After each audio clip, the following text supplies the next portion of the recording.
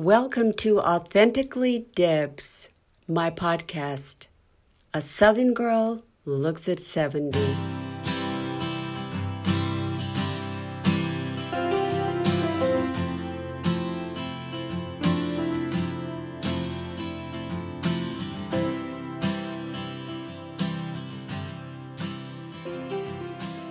Let me tell you, it is hard to go home again, but I did return to Arkansas.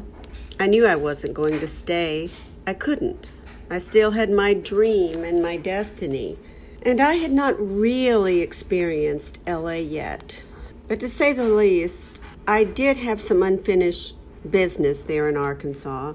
When I arrived again in Little Rock, the capital, my oldest daughter was truly deep into her crack addiction.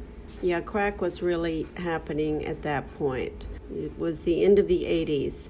Still a teenager, she was more than difficult to reach, both physically and in all other ways. She moved in with me in North Little Rock into a nice 2-bedroom apartment surrounded by a forest, and the horror show began. She would disappear days at a time. She didn't seem to care about anyone, the family, or anyone else really, just the damn rock. While I was there and in the middle of a rehearsal of a play that I had been cast in at Arkansas Repertory Company, that's Arkansas's claim to fame. Mary Steenburgen came from North Little Rock, Arkansas, and often performed at the Rep.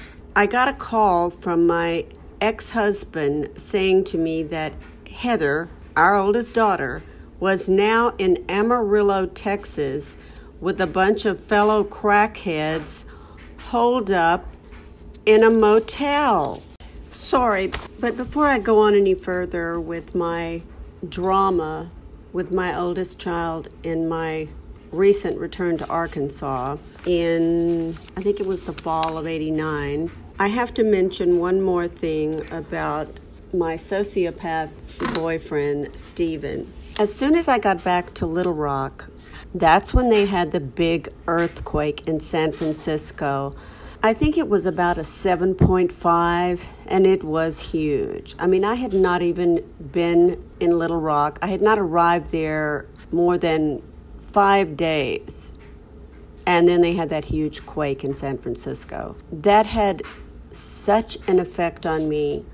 This is supposed to be about Stephen, but I have to mention that earthquake in San Francisco, having lived there for a decade and having been away from it for only a week, I got what I can only describe as some kind of weird flashback, like what would I have done had I been there in the city when that big one hit? And of course I was watching it on the news, and I tried to reach my friends there, who I think I was able to reach some of them by phone, although there was no electricity in the city for a few days at least. One friend I talked to said he was in his car driving when it happened, and it was, I think, in the afternoon, and all of a sudden he said it felt like he had 4 flat tires simultaneously.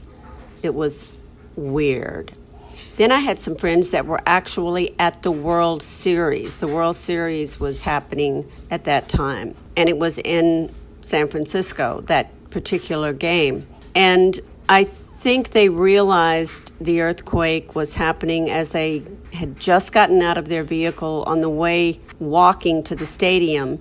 And they said that as they were walking, the asphalt or cement buckled and then really bubbled up, and this liquid came up, almost like a beginning of a volcano or something. It's very strange. And of all things, although Stephen and I had we didn't so much as break up, except the only way I knew to break up was by leaving. And I had good reason to leave because of my daughter's problems in Arkansas. But I did call him to see if he was all right. And that's the most emotion I've ever seen the man show. He was just delighted that I called. Yeah, it's so crazy. And it was like he was he was so human. If only he could have been like that all the time. So anyway, that pleased him that I called. And I also have to mention this. Years later, and I do mean years later, I was with this man for, I don't know, God, I hate to say this, but probably, I don't know, 7 or 8 years.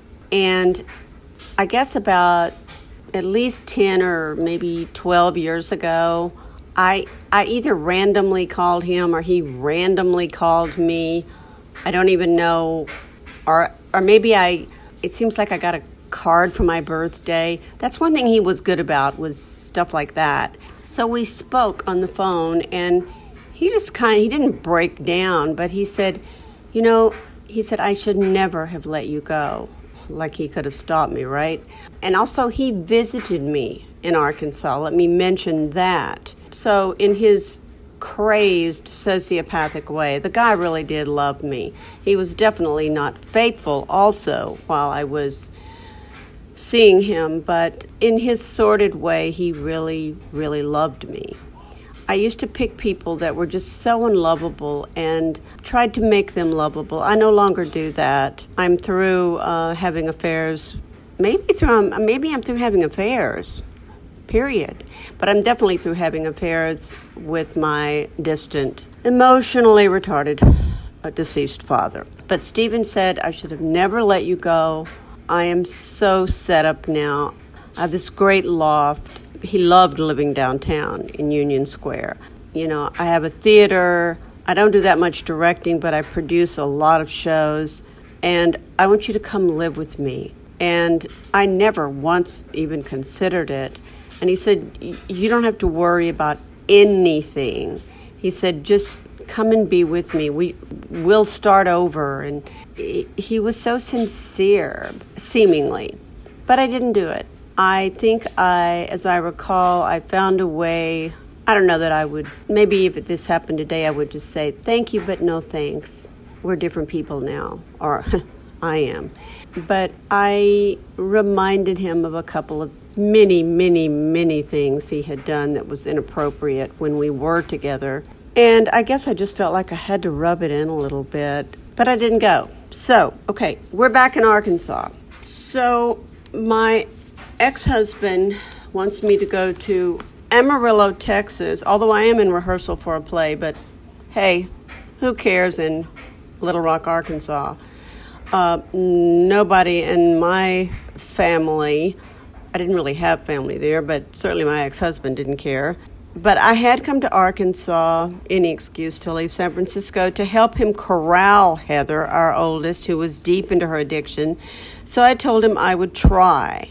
So I think what I did was take a plane from Little Rock, possibly to Dallas. I know there was no airport in Amarillo. I think I ended up taking a bus to Amarillo once I left the Dallas airport. And I'm not even sure it was the Dallas airport, but I don't really think it was Houston either, but it was some city in Texas. It may have been Dallas that had an airport, and from there I took a bus to get to Amarillo. And once I got to Amarillo, I rented a car, and I remember I went to the motel. I don't know how Ronnie knew what motel. I don't know how he knew where she was specifically at that particular motel, but obviously he did. And supposedly she was holed up there. Well, I pretty easily found the hotel and her room. And so I knocked on the door, identifying myself as Heather's mother. Well, she finally came to the door, keeping it closed behind her. She then quickly informed me, and this is my daughter, the one of the two daughters who absolutely always idolized me, never should have idolized me, but just, I would say, still loves me so unconditionally. I don't think I deserve it, but I guess I do. But so I was shocked when she quickly informed me that she had no intention of returning with me to Little Rock.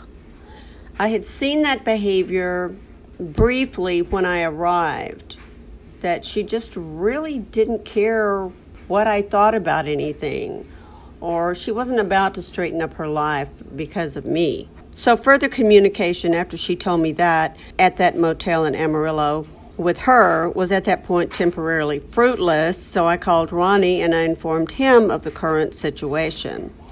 He asked me to put her on the phone, and amazingly, she complied. Everyone was always afraid of Ronnie. I would say, except me. I think my children were afraid of him, probably not my younger daughter now that lives there. She kind of has a pretty good relationship with Dad, so I understand. But it was like everyone, in a way, is still out to protect him. Don't upset him.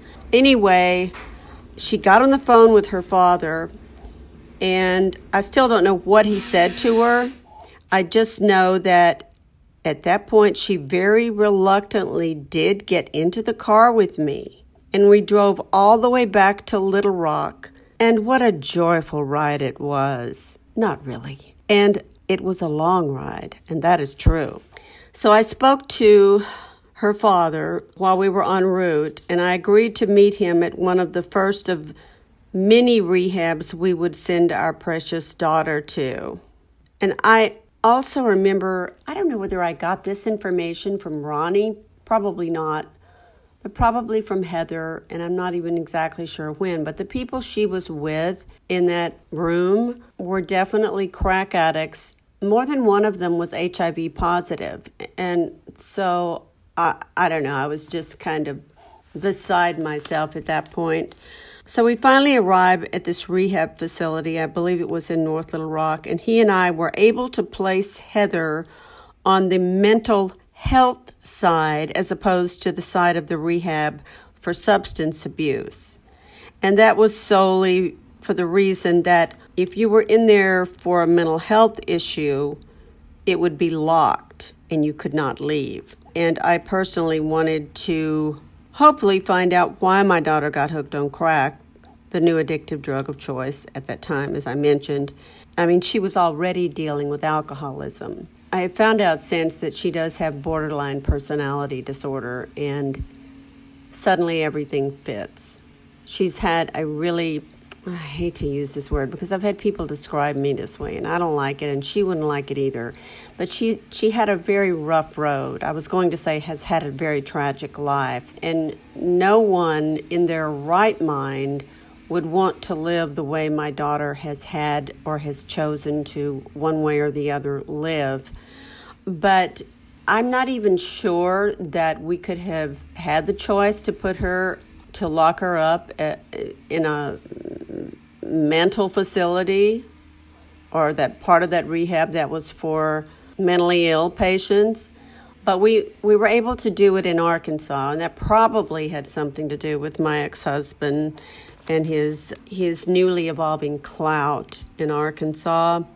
He was by this time a pretty well-respected young businessman, and he would later become a very wealthy businessman through land development, businesses, etc. One thing I can say about him, he may have been emotionally retarded, but he was not retarded when it came to business. He played the game quite well. I will give him that. But I wondered what was putting Heather in so much pain that she chose to turn to drugs. Was definitely something I wanted to know about. Not that she didn't tell me any chance she got. It was because I had left her and her younger sister with her father when I left the South for California to pursue my artistic dream many years ago. And of course I had every intention of bringing them out there, but probably to repeat myself, as soon as I got to California when I left Dallas years ago, following this rock band where I was a singer at that point, I got a letter from him filing custody of the two girls, and I just really was in no position, primarily monetarily, to fight him on that. Now, I could have and maybe I should have gone back to Arkansas, but hey, I didn't. And I'm making no judgment whether it was right or wrong, whether I did or not, but my OCD was in full gear, and I just didn't. I hated it, and I cried. And my best friend, who is still my best friend, who I lived with at that time in Manhattan Beach, she often reminds me that you didn't have any choice. You know, he hit you with that news, with that custody suit, and there was nothing you could do. But it's hard not to feel badly about that still. I did get my kids back later, and I guess Heather never forgot about that. And for a long time, she blamed her whole life on me. I don't really think she does any longer. And I will say she never followed one direction nor ever took one piece of advice I ever offered her, hardly even to this day. And believe me, I have offered plenty. I remained in Arkansas for a year. I actually taught school there as a special educator. There I go using the teaching degree again, at a residential school for emotionally disturbed elementary students. And like I have said, my teaching degree has always been a fallback when it came to supporting myself. And you'll see this thread throughout most of my life, really up until about right now.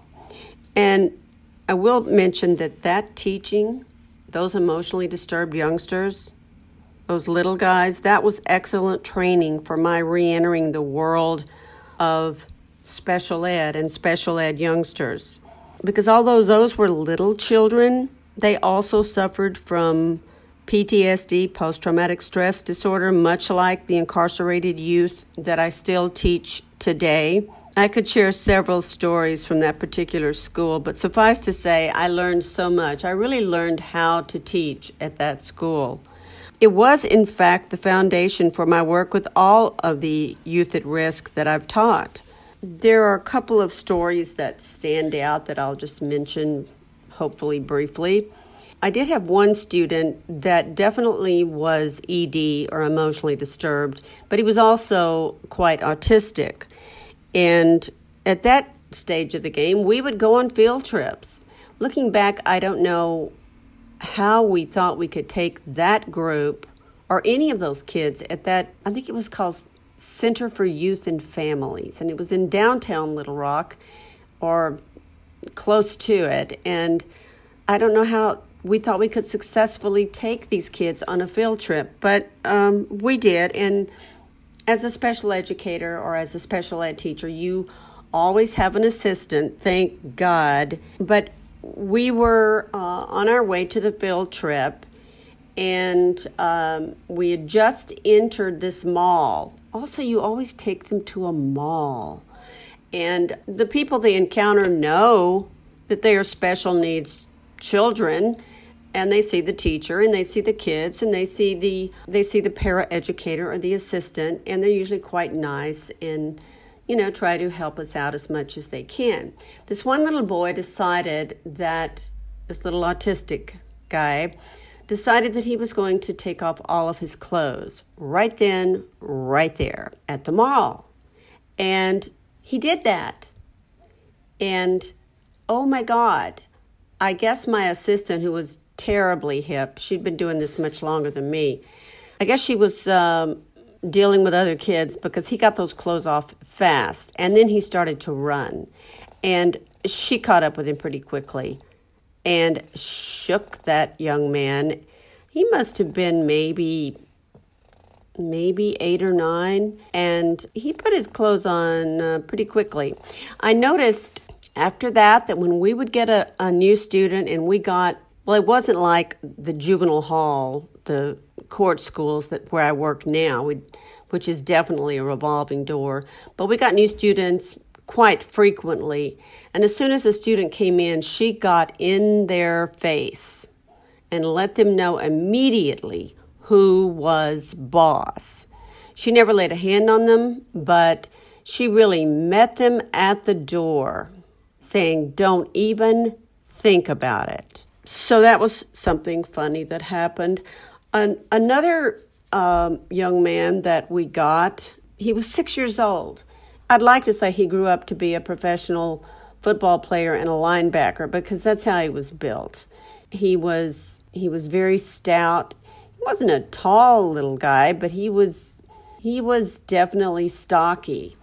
And I remember I was there late one afternoon, and I went into the facility where they lived because the classroom was in the same building. And they elected, for some reason, to give him baths rather than showers. Maybe he didn't want a shower. That was probably it. Maybe it scared him or something. But I remember we had to give him at least 7 baths to get all of the dirt off the poor little guy's body. I don't know if he had ever had a bath in his life. I believe that his mother was a street prostitute and that she also tried to take care of him. And he was like a little wild animal. I mean, he pretty much, what I say about some of the kids I have now in juvie, it's like some of them are raised by wolves, and wolves, that kind of says something negative about wolves, because I think wolves they pretty well take care of their own. I don't think this little boy was well taken care of. I think he was just raised on the streets, and probably his mother, looking back, perhaps was arrested. I don't know how we got him for the short period of time we did. He probably ended up in a foster home. But I also remember that one day he got loose. We were not on a field trip. He got loose. He got out the front door, and he ran. And he was running toward a big intersection in Little Rock. Little Rock wasn't a huge city, but it did have its downtown. And I took off after him, and I don't know how in the world I caught that kid, because he was fast. For a 6-year-old, he was a sprinter. And once I caught him, it took everything I had to corral him. And by that time, some male staff were not far behind me, and they helped me get him back. That's 2 stories. I think I have one more, and then we'll move on. But also at this same residential school for emotionally disturbed elementary-age children, we got this little boy, and this is when I definitely saw my paraeducator, my assistant, in fine form. He was a precious little boy. He was a beautiful little boy, but he was definitely traumatized and had ADHD pretty sincerely. And she met him at our classroom door just like I had described. Hello, I'm whatever her name was, I don't remember. And here's what you're going to do. I mean, she just simply met him at the door. And she was on him like, why don't I just say it, stink on shit. She just let him know immediately that she was in charge. And since she was in charge, that meant I was in charge. Well, one thing I noticed about him was he could not sit still. That was, it was like he was shell-shocked, definitely PTSD. And if anything scared him, if he got into trouble, that scared him. If he did something he wasn't supposed to do, he didn't get into a fight with anyone, but he was just always running and walking around and never in his seat, and, did very, very little work. I'm not sure how many academic skills he was even able to develop at that point. He did have a single mom. They lived in the part of Little Rock that at that time was quite gang-ridden, and you could tell that he lived in an area where he was often afraid.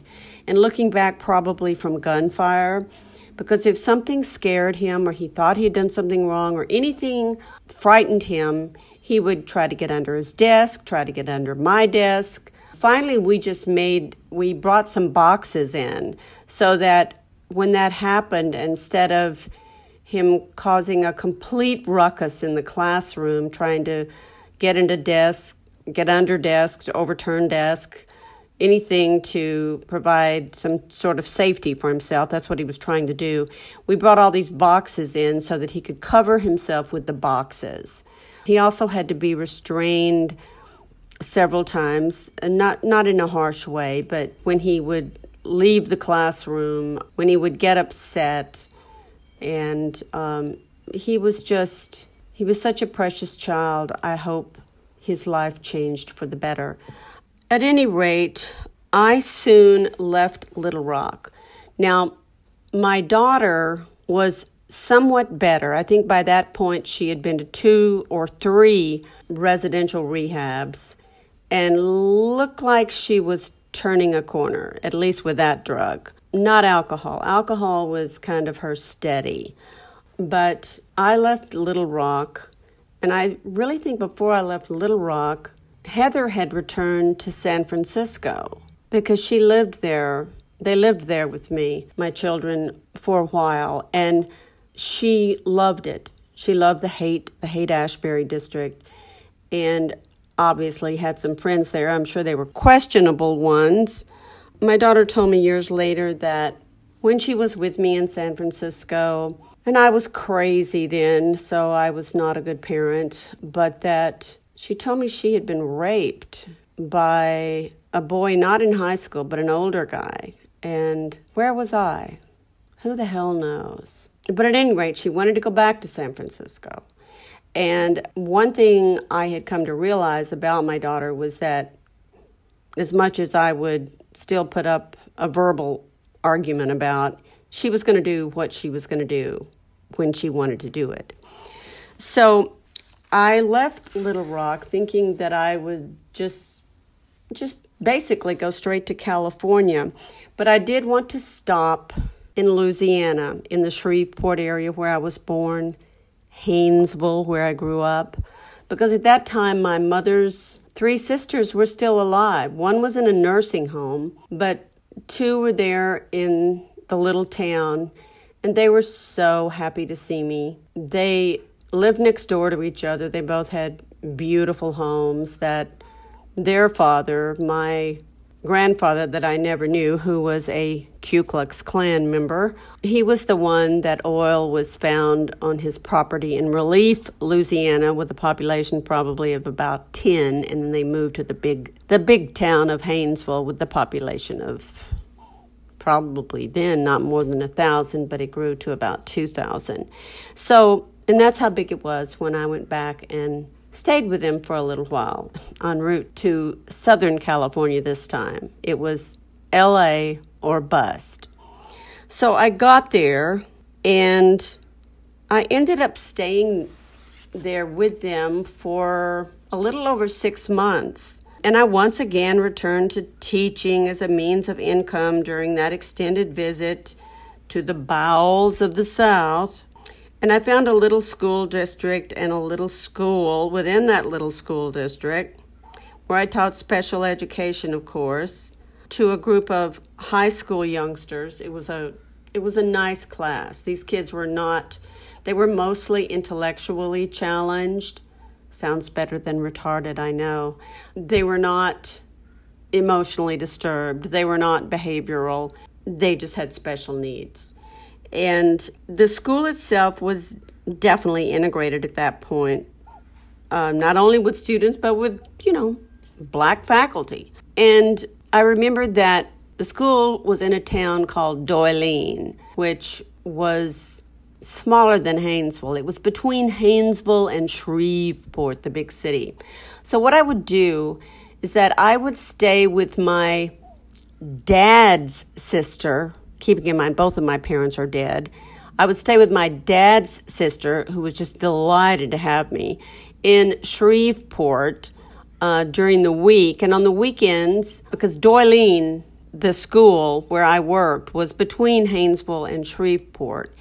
And on Fridays, I would go to Haynesville for the weekend and spend Friday and Saturday night with them, and then drive back to Shreveport. Well, no, I think I would spend Friday, Saturday, and Sunday night with them, and then drive to Doyline and teach Monday, and then spend Monday through Thursday with my aunt in Shreveport, and then return to Haynesville again over the weekend. My dad's sister adored me. I don't know why, because I never adored her. She was a real control freak, but she was so good to me. Oh, my God. And she loved my father, and when he and her father died at the same time, with that gas asphyxiation, and she nearly died with them. It was almost the end of her world. But she prepared dinner for me every night. She was a major alcoholic, but she didn't drink and drive. I don't even know that she drove very much at all, period. And she managed the apartment building she was in. And, I had a pretty easy time of it, I would say, during those months that I was there. I was also in another play in Shreveport they did not have anything like Arkansas Repertory, but they had something called Port Players. And there were some good actors there, believe it or not, in Shreveport, Louisiana. And I was in a play there called Untidy Endings. I played a realtor. I remember it had some type of gay theme. I was not the star, but I had a good-sized role in it. So I got to do that. I always managed to do my art, but it seemed like I was always teaching while I was doing it. And what else can I say about that? At this school where I was, Dorleen, all the grades were in one huge building. So it was a very small community. And that's the only school where I've worked that the cafeteria food was exquisitely wonderful. It was just amazingly good. It was like eating good old Southern food prepared at home. So I remember my paraeducator, my assistant, was African American. And I'd been away from the South for a while. And, frankly, with a few exceptions, I still prefer the company of African Americans over most other ethnicities. That's pretty awful to say, because I have a lot of friends that are every ethnicity. But I really liked my assistant. I can't say she necessarily trusted me, because although the schools were integrated, we had black teachers, black paraeducators, black students, it was still a very racially divided area, and there was a lot of discrimination. So when I first went to this cafeteria, and I got my tray, and I was surprised at how good that food looked. And so I noticed that she was sitting with a group of other African American, either teachers, paraeducators, that they were all black. And so I just sat down with her, and I don't think she really said anything, but she made it real clear to me with body language that I shouldn't have been sitting there with them, that I needed to go sit with the white teachers and white secretaries and white assistants. So the next day, that's what I did. And I had absolutely nothing in common with most of those white staff people. And although she would let me into her world when we were by ourselves in the classroom, I wasn't allowed into the black world either in that cafeteria. Just amazing to me how segregated it was. Now, I don't know, because I didn't watch the kids when they were eating. I imagine they were more integrated, period, than the adults. The children will lead you. But I was just amazed at how racially segregated the South still was. And I don't know why I should have been surprised. At this time, the first the first Iraq War was happening with George Bush Sr. It's when we went in and pretty quickly kicked his ass. And I know that when his son, George W., went in later, and they captured him and then hung him, Saddam Hussein. But this was the first time when they basically didn't take it all the way. They didn't kill him. They didn't assassinate him the first time they stopped. But it was called, I believe, Desert Storm. And this was before cell phones, pretty much before any social media. And it was just when CNN was becoming a real happening cable channel. And they definitely had the state of the art on that war.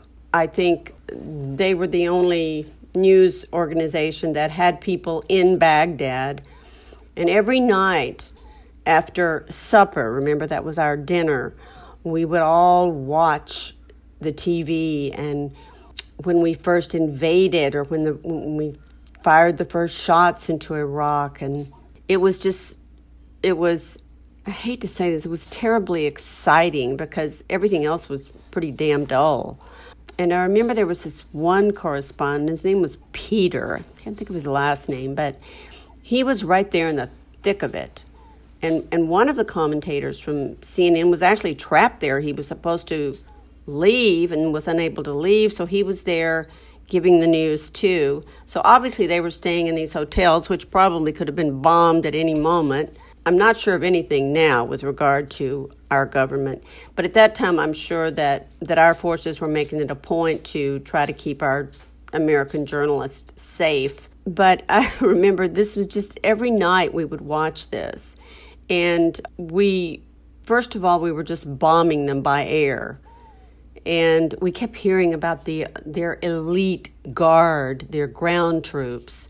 And we went into Iraq because Iraq had invaded Kuwait, which again made me think of the Kuwaiti ambassador that I dated and what his life must have been like then. Was he even in Kuwait?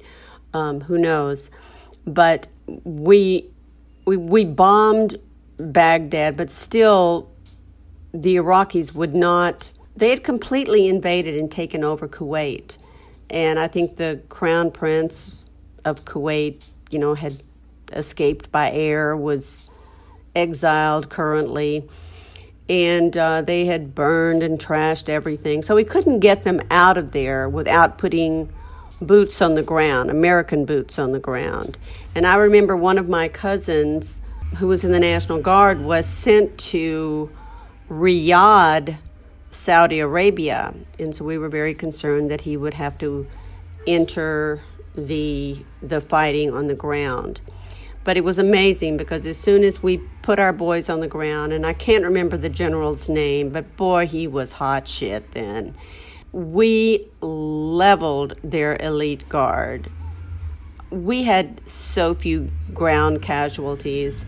We got them out of Kuwait in no time, basically marched to Baghdad, and it was basically over. Some people criticize the senior Bush for not going on in and taking down Saddam Hussein, but his son did it anyway. The first Iraq war was not, maybe that one could have been justified on some levels, because that was when, at least I thought, America was a good country. And it wasn't okay if you were a bigger country and just wanted to take over a smaller country. Although that's what the Soviet Union did, for sure, and what the United States did also during their short history. But it was nothing like the Second Iraq War, which was just, I think, for the point of oil and perhaps the younger Bush getting back at Saddam Hussein, who wanted to have his father assassinated, etc. But it was very, very exciting and gave us something to do. So myself, my Aunt Virginia, her husband, Uncle Herman, and my Aunt Ibby, they lived next door. I would sleep at Ibby's house on the weekend, but I would definitely go to my Aunt Virginia's for most of my meals and definitely to watch the Iraq War after supper every night. And also with my Uncle Herman, that was when Michael Jordan was in his heyday. And I became such a fan, and I was also a March Madness fan, college basketball too, and I had such fun with my uncle watching those games. And I remember my aunt told me that he really missed me when I left.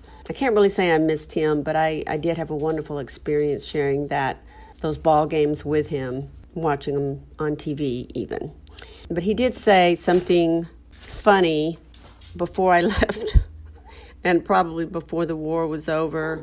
He said one night when we were watching the TV, he said, and the war was nearly over because we had put boots on the ground, and I'm sorry that's my dog, but I'm almost finished here and I'm going to continue. He said, "What are we going to do at night when this is over?" That was hysterically funny, I thought. Bless my Uncle Herman's pea-picking heart. I still try to view everything down there in the bowels of the South as make-believe. And believe me, I wish it was. Hey everyone, thanks for listening to Authentically Debz. And if you like my show, please subscribe, leave a review, and definitely tell a friend. Oh, and make sure to visit my website where you can keep up with my current projects, learn a little more about me, and follow my latest news. And that website is www.deborahjangray.com. The spelling is Debora, no H, Jangray.